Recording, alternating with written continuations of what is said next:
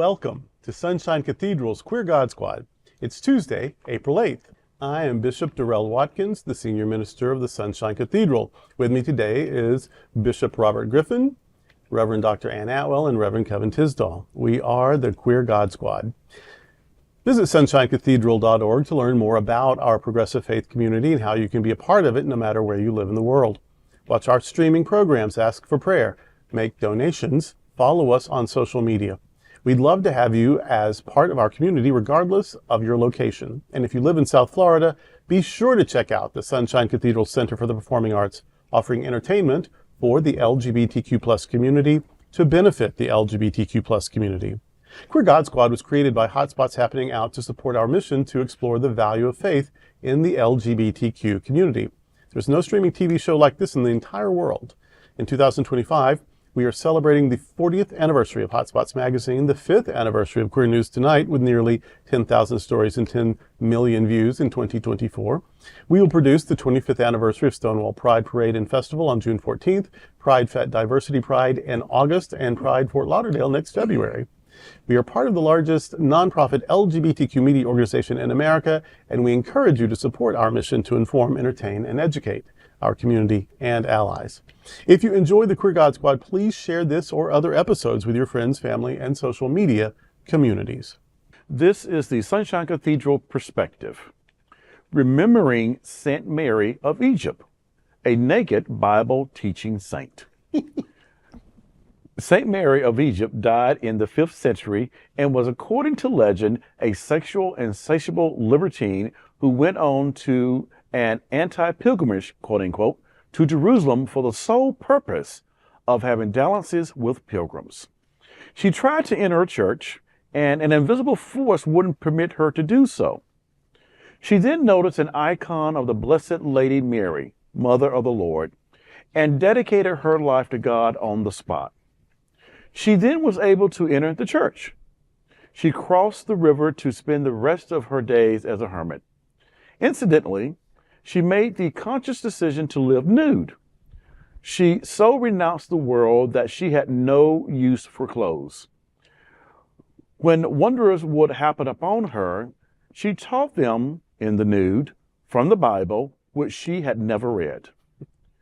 She died alone, and when her body was found, it had not begun to decomposition process. The person who found her buried her with the help of a passing lion. The legend of Saint Mary was first translated into Old English from Latin by an unknown author just over 1,000 years ago. It was then copied multiple times and translated into Norse, Welsh, Irish, and eventually Middle English. The story is erotic. The libertine temptress who later gives Bible lessons in the buff is mythic. Her dead body doesn't decompose in the desert, and an animal becomes her gravedigger. How might Mary of Egypt be a queer figure for us? How could we redeem the guilt she was given for her party days? How might this become a liberating tale, or was it always? Queer God Squad, y'all got this one. Yeah. I got nothing, Bishop. What you got? I mean, what comes to my mind is like, okay, this is a unique story, first of all. But it's like, I mean, the imagery, this is what the imagery for me, like, here's this lady, she couldn't get into the church, the magic force is keeping out. I give my life to God, and now I can get into the church, and I cross over the river and make a conscious decision to live this way in the nude as a hermit for the rest of my life. And I teach the Bible to people, even though I've never read the Bible before. That's good business there. Yeah, and it still happens. And It does. It does. That would ring true for a lot of people. Yeah. You know, and then I go in to die. My body doesn't decompose. Somebody finds my body, and then they get the help of a lion to dig my grave. And how is this queer? Well, how is it not queer? Yeah. Right. I can't say. Right. How is this not queer? And I think the question I kept asking myself as I was reading it, how do I find myself in this story? What part of this is my story of being, At home, you don't wear clothes. I've been the spiritual nudist. Oh, okay. Never mind. I've been the spiritual nudist that we can all Things be. you learn. Yeah. Don't knock on my door. I've been the spiritual nudist that we can be, and just out there spreading love, joy, happiness, all this other stuff around people. And I just wonder, what does it mean if we really take on this story and kind of live it out today, and how might it look today? I'm going to say in Wilton Manors, the queerest place in Broward County on the planet Earth. In Florida. In Florida. What would this queer story, and how would it play out in Wilton Manors? I mean, we were in, the country, was it not Australia? Austria? No, well, they walk around nude legally. We were in Barcelona, Barcelona. and this dude was walking around naked. Just walking around naked, and and the only people who were active were the tourists, like, because this wasn't normal. So it kind of reminds me, like, what would it be like if this was like normal today? Yeah. Our tour guide said, "Oh, he's French." And we're like, How do you know that? he didn't even have an armband with the flag right there. How do you? He said, because it's legal there, and they can't believe it's legal here, so they test it. They come over here to see if they get in trouble. It's like, we don't care about him. They can walk around naked. We don't care. Yeah. But yeah, it was very just free and innocent. It was not at all naughty. You know what I mean? Nobody even cared. So there you have it, St. Mary of Egypt. Well, And there's more to this story. I noticed some queer things, because I just always do. You can probably not show me a story that I don't queer, just innately, just like how my mind works. First, because what I noticed is that Mary, the libertine, who goes to Jerusalem just to seduce pilgrims, that naughty girl, and that presumably she's successful, which shows you the hypocrisy with a lot of religious people, that they're probably talking bad about her. Meanwhile, that was her pool of customers. But then also, Mary the whore can't get in the church. There's a barrier that won't let Mary the whore in. But it's Mary the Virgin that fixes that for her. That there's this feminine solidarity, that one who is revered in one way, one is demonized in another way, and yet they are both defined by how they present their femininity. They are both defined by how they live out their womanhood. And so the one woman is the one that sort of gives entrance to the other woman. She's like, oh, come on in. It's the patriarchy that keeps her out, and it's the other woman that, once she sees her and their eyes connect, she gets to come in. I think that's super powerful. Sisters doing it for themselves. Women being allies to other women. And that the difference between the virgin and the whore is just the judgment of other people. That's right. And that experience then is what frees her and liberates her. And then she goes off into the desert, as the desert fathers did. So now she's taking on this male role of a desert hermit. And that she is living completely free, completely naked, like the creatures in the garden who were naked and unashamed until they learned to be ashamed, and they had to cover up with fig leaves and leave the garden or whatever. But she is living in the original primordial state of naked and unashamed. And then when the lion comes to help bury her or whatever, the lion will lie down with the lamb. The lion is a symbol of power, and yet here it's all meek and gentle. A very fable-like story where the animal plays a key role in helping and assisting. Didn't speak this time, but maybe there are versions where he did. So yeah, this story is redemptive in lots of ways, and the way it is redemptive is by looking at it through a queer or a feminist or a progressive lens.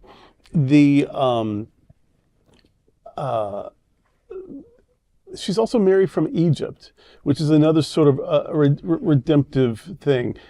Egypt was the oppressive power in the Exodus myth, but then also Egypt is the welcoming place for the Holy Family, the refugee Holy Family. And so here's this Egyptian. The Egyptian Hagar was the slave in the Abraham story. So Egypt is the enslaver. Egypt is the enslaved. Egypt is the safe place. Egypt is all these things in different stories. And here's Mary the Egyptian, who now becomes a safe place. People come to her to learn the Bible and whatever. So it's just, this is, I don't even know if she even existed in reality, but I love that she's another Mary. She is another Egyptian. She is another hermit.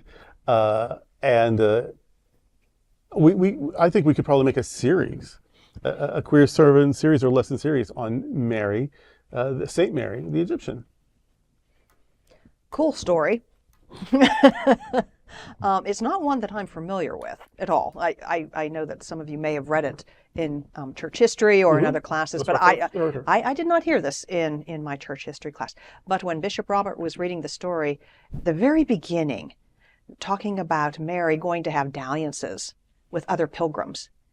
If you're going to queer it a little bit, what about those of us in the queer community who leave and go and find our tribe and find our people? That's just what struck me. Yes, great point. And what's also great is that we've not heard this story. Many haven't heard this story, except here in a queer church. I love it. I love it. You're gonna So many times. Exactly. In a queer church, these are the kind of stories you're going to hear. Hey, I like that. Yeah. I liked your exegesis on this because I had never heard this story before in my life. And as I'm listening to Bishop Robert reading it, I'm thinking Aesop.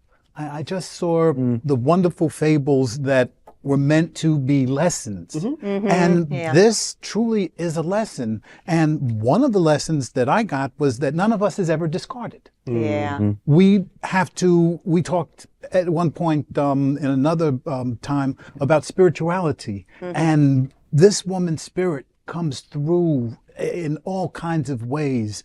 Her mind tells us she can't go into the church. Mother Mary says, yes, you can. I mean, the lessons that just overlay this. I truly enjoyed listening to Bishop Robert tell it and Bishop Durrell take it apart. and I'm serious, and have it make sense to us. Sometimes you got to deconstruct stuff, even if it may not ring true. There's something in it that we can get from it. Right. Yeah. Thank you. I just had a major flashback Uh-oh. to seminary days at Uh-huh. the Episcopal Divinity School, and one of my professor's classes, Professor Christopher DeRisen. We, the students, Famous nicknamed, theologian from India. yeah, famous theologian from India, but we nicknamed him the Martini of Theologies. Oh. And this would have been one of those type of lessons that he would have taught in his class, and he would have diagrammed this in the shape of a martini glass. Okay. And so after class, we will have all gone out for martinis, still trying to figure out how the hell did he get that? But yet it's right in front of your face at the same time. And So Robert this thinks a martini glass is a communion chalice to this day. praise be to God. But now this is just one of those moments that you just have those flashbacks. That was a Christopher DeRisen martini theology session just then, and that's the amount of time like you just rip it apart, and then you're like, there it is. Yeah. Right. And then when you rip it open, as queer theology often does, when it's ripped up, you can't not see it. Right. Liberation theology, black theology, feminist theology, queer theology, that's what they do. Well, that's what contextual theologies do. Yes. It's that they read it from their context. Right. Yes, we know the historical context, we know the cultural context, but we also, it is useless if it doesn't apply to our context. Right. And so we look for ourselves in the story, and then we read it from that angle, and so many things open up. Indeed. Well, that's today with the Queer God Squad. Invite you to join Sunshine Cathedral on a wonderful travel experience and help our mission for our community. Join us on the Florida AIDS Walk Pride Cruise. This unique 3-day cruise will sail from Miami on the $1 billion and ultra deluxe 170,000 ton MSC Seascape on November 2nd, 2025. The cruise is for the Florida AIDS Walk. Your participation helps 13 vital beneficiaries in our community. The cruise is an incredible value starting at just $199 and is also a fundraiser for the Sunshine Cathedral. Parties, special events, and more aboard, including a special unlimited beverage and open bar with Wi-Fi for all 3 days for just $68. We invite you to join us on this amazing cruise for fun, this vital cruise for good. Thank you for joining the Queer Squad today. We are here daily at 3 p.m. to have some fun and to discuss what our LGBTQ community is talking about. Sunshine Cathedral is the world's leading progressive queer church. Progressive, queer, and God are words that naturally should go together. Remember that. We all are in this together. Also remember, you are God's miracle, not God's mistake. Until next time, we are the Queer God Squad. Goodbye.